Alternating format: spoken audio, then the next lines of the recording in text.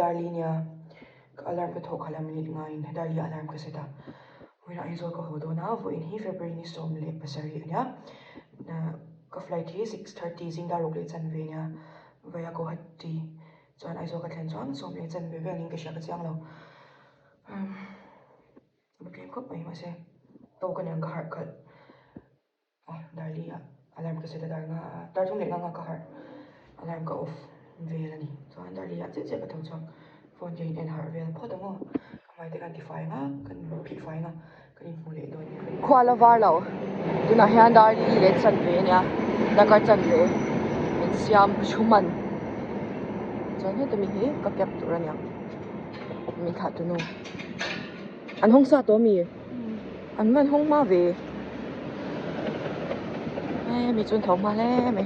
hei ka luggage ania pahni hei ka check in tur hei ka hand baggage tur chuan zingdar nga airport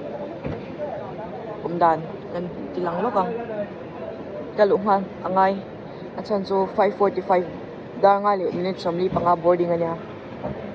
ticket alan danin chuwangin kan check in halange kiosk ka jang lo in sign in hi lo nga ya he he ban ko ni he in line vek to queue ka ding to indigo passenger ho an camera on police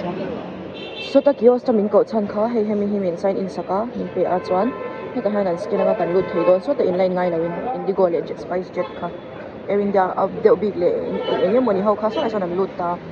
son in ta chup so an left hill ya lut tu mi so panga vel an leng so a omrui me ma so e kol mai nang om dan so a bang vel so ma se englo sheet aluminium sheet vel amoni thermal amoni nge moni pha chunga so mi achungan pha so admi thiam lewa kan tang tai chai bra hey ground le wan ti hi oma ground la kan om sa sia eng zo khange me turan shela wanyang ka she big lo chuwangin a hnunga ka lut theka ama sabera khiwa hana ma saber kha kan ni shima chuan ka gate tur hi he lampanga adang pang ha chu ron englo du lo ni kha mi vlog a common ka vlog a common boka check in vel how kha chu mase hemi gate in ha gate jeng ha kan chuak to vak lawa chuwangin kan lo la kwal ve le shim han mizo dangan omem le thaman pui tur guwahati ka voi khat na turanya ka konfi lo riau ni chut na po omlo passenger trolley keng home in ko masani chu ei han baggage trolley ka keng sa ka kal masani flight load the full wa mani chu da han he alo atam to ka flight dang an thon don yang lok to lo ka tum je tama se khi zone an tara zone 2 a ka lu to na chuan heng ho hin chutna chen ron thowa an en sap sap zone 1 an lo ni sia chuwang wang an on tho renga da gi thon vele don vele chuan hi war ma to ni hi daru ka rik ma de shitin a war to we wish you a pleasant flight airport right ni so yang hi an hoin jang velo ni hi khoi flight kal tur hongen ni an class mail zek ai mumbai chuan ni hi tunge konge ni na an copy ta bo ni ni chang copy ta bo lu thu lo ni thi flight tour ani he ading check me wheelchair pa ni kan na ya ta phai mo an man po sia pa pa ka chukang so mi zawani vein to sha so ta mi pasu kal vut so 21 e dei na ka sit madangan kalang e zin lut chuma zing na salut tuk i ro me yang ka shilo sa sit chuma ka nung la ma cho hang kal le yang lian be pang a he me ai zo thok ai zo aning ka sha in ka sha nge lo wit kat ve le nge o khat lu tu ka shilo chuan so lam so spice jet line zing lo sila chu moi don ne no mi zo khan in ka sha ndi ko hi tam lut to ka mo ake to so liana sin nice mu chen vek to kha anya ma sengin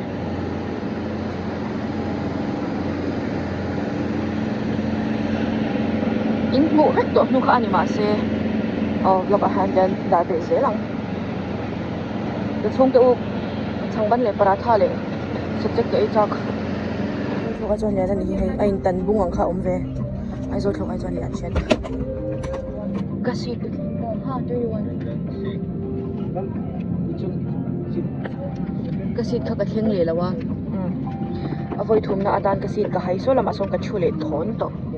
ka en swaleng go hati zo kha 21 e nya ai f zo ka lo ni ni he aba boy thak nulai hot le che phosol ve tak hi chu kani ka chung ten min support ko tang kha lai tak kha chu yan kan thok do ni 6:30 a la ruk che che anya boarding and start chawa la riang kan take off man ka ring lo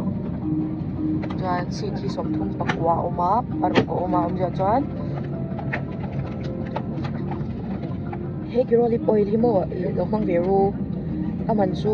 zaria de tin ka sha mrp khatuna nai ka zaruk le lem zasari don in ka cha a chatok ma se adai rei don ni vel zum in dai shim shim ama hian mushroom ka kalang ka dia seat kan luggage an lak dei wang khanin ni ka thek ne le washroom ka kal tu swak man em na wang chu ko ka ti thlen mai ni rei do kap mai shim man dai ri hi dar hun thar hon hun theng nan hak don zui kun thara ni man block lai hak sham bulahan vai pa chuwa chung ko ho chut na sonin khoi sit minot ya kalau hai ania mu la han tu ma don chu lo se ka ti no don om to lo e nung man lo la lot so ta so na dang don me le so me so te mi na dang pe deu ma ship ship ka me se sa ship ship mo na chat bak le hi om lo ship ship da chuani anh go om chuin ka thik na ka lo vlog tar tar nga chuan no subscribe effect don nya min la subscribe lo te khan chuanin khoi takin ko video hin lo en chuanin mi lo skip sak lo ula tu monetize ve thei chep do in zara chuwang chuan khoi takin in lo en kan cha in en pe lo pon play to pula ka san to pro sarang he Guwahati ani pule don ya hello from Guwahati he fel kan la ding lo deu le ka da ka khating lo deu le kan thok ani ko ka ta chang ya chuanin over there hi Kolkata nen ai nang bel he da Guwahati han 18 degrees Celsius nya Kolkata ka 19 degrees Celsius to na ke na ka mi thok don hin nuk mek anor mek chuan Air India han express lo he oma express ita tai na ani le kha ani em sei no me o ko e takin no soi to Air India han pani om ani so tuna poson chami oma sonin ai an lo so paka su anu zo ko mi so original khanya ale pek ama lampang mi hi inrom ni ano ini mani vistara mani ande mani color zone ing ho ni Air India pa nga so central alani em chuan ato mi hi tatay na take over ni mi chu ami ini om sia kharo ngai takin na sihaw khanon soi te o chuanin yang inge mi kha yang hin fit ton inge min kha bodo kotol hin fit ton bodo den nei kha pani Guwahati airport chu ma khat kal na tur Guwahati airport chu in bayang ai lawa chuan rio cha nei atil ke yang hong si lawa ingin om zia vai ho so loading le chuam to an mani so thiam thei lo ka next flight hi dar kwalem ni chomli panga ania Guwahati ai zol hi chuan dakar khatle dakar ni don ani chu thil eina le in refresh na hon Guwahati airport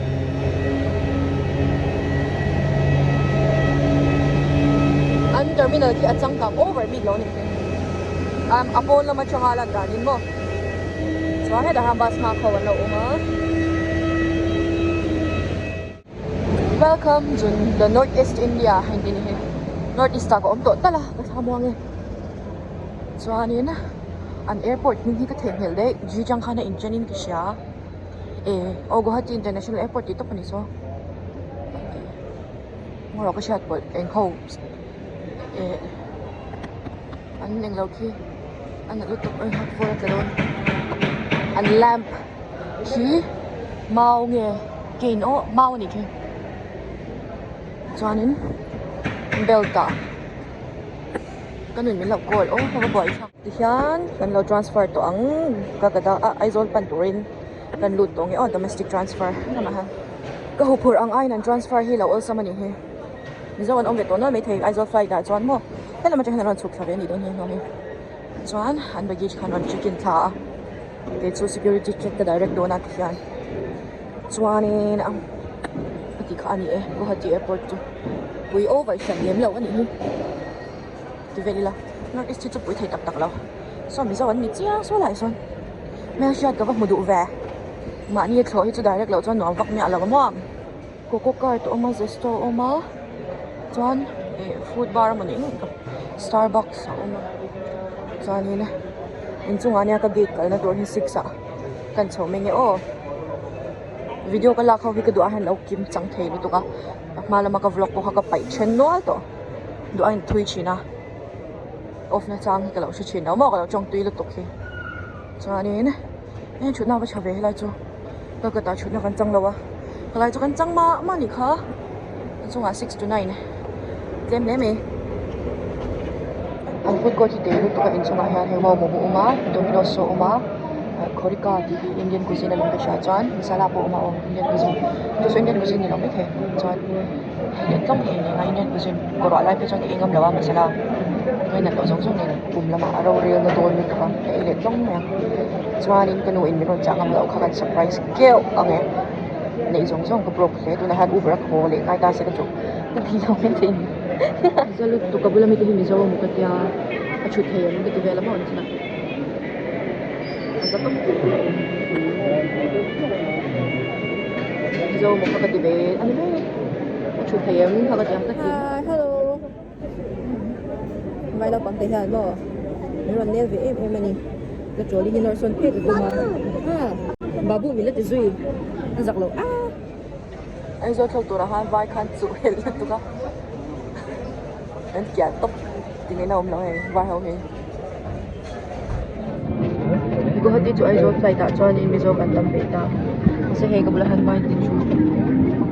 vai đây thì mình cho vai đây